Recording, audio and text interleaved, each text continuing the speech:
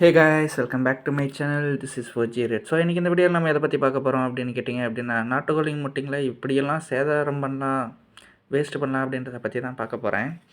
So நான் ஒரு 1 month Bangalore போயிட்டேன்.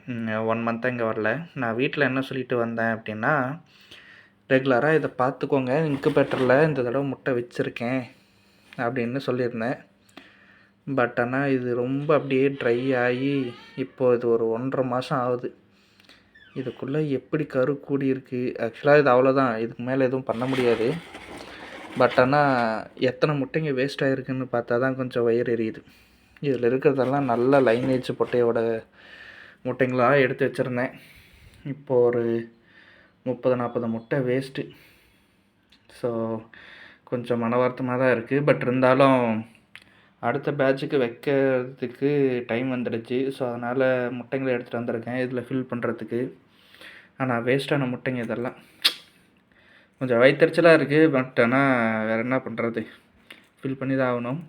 ஸோ இன்னிலேருந்து ரெகுலராக இந்த முட்டைங்க பொரியிற வரைக்கும் அப்டேட்ஸ் உங்களுக்கு டெய்லியும் வந்துக்கிட்டே இருக்கும். So stay tune. தேங்க்யூ. பாய்.